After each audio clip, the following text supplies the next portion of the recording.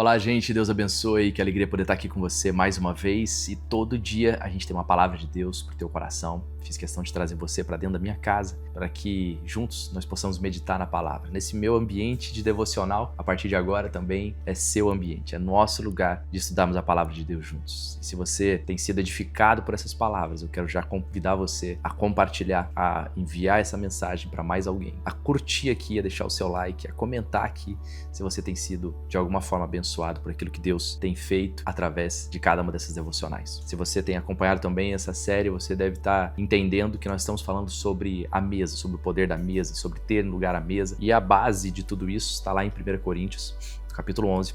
Quando Jesus, então, ele senta junto com seus discípulos ao redor da mesa, naquilo que nós chamamos de a última ceia. Se você não assistiu os outros episódios, eu convido você, assiste cada um deles e em nome de Jesus seja muito edificado. Fica aqui comigo até o final, porque eu tenho certeza que mais uma vez Deus vai falar ao seu coração. É tão interessante porque fiz questão até de anotar aqui alguns dados, alguns números sobre a mesa.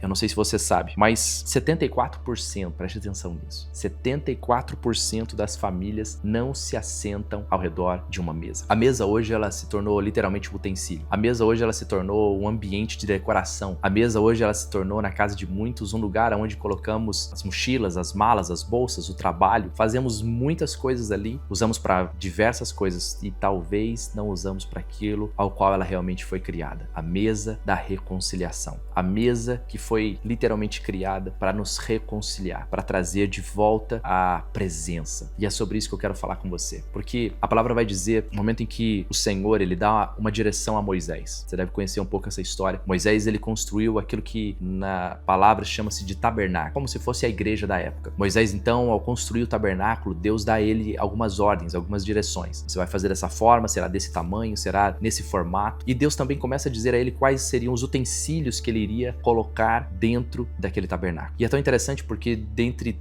vários utensílios haviam dois. Um deles a Arca da Aliança e o outro a mesa. É isso mesmo. Deus olha e diz para Moisés, Moisés, ao fazer o tabernáculo, eu quero que você coloque vários utensílios e dentre eles a Arca da Aliança. E ela é incrível porque aquela arca ela ficava num ambiente protegido, num ambiente dentro de um véu. É como se para que a pessoa tivesse acesso à arca, e a arca representava a presença de Deus, para que a pessoa tivesse acesso a essa arca, havia então um véu protegendo essa arca. Logo em seguida, ou seja, antes desse véu, havia então aquilo que a Bíblia chama de mesa, a mesa. E é tão interessante porque em cima dessa mesa havia um pão. E esse pão, hoje nós entendemos que é o próprio Cristo, o pão da vida. A palavra vai dizer então que Cristo, quando ele se entregou na cruz do Calvário, ele foi como esse pão, o pão que se entregou, o pão moído, o pão que foi amassado, o pão que se entregou por mim e por você. E ao se entregar, Jesus ali na cruz do Calvário, a Bíblia diz então que o véu se rasgou. Você pode ver isso na palavra. A palavra vai dizer que quando Jesus morreu naquela cruz, um véu se rasgou de cima a baixo. E é exatamente isso que representa a mesa e a Arca da Aliança ali no tabernáculo, ali no Antigo Testamento. É por isso que todas as vezes a Bíblia vai dizer que o Antigo Testamento não pode ser anulado, porque ele é como um espelho do Novo Testamento, da Nova Aliança. O que a palavra então está dizendo para mim e para você, e aqui que eu quero encerrar e mostrar para você o sentido, é que quando Jesus ele se entrega como o pão, ele rasga o véu e agora a presença que representava pela arca se conecta à mesa, que representa a comunhão. Então, agora a mesa e a arca estão literalmente interligadas, sem nenhuma barreira, sem nenhum impedimento. O véu foi rasgado e agora há uma reconexão, há uma conexão, há um ligamento entre a mesa e a arca,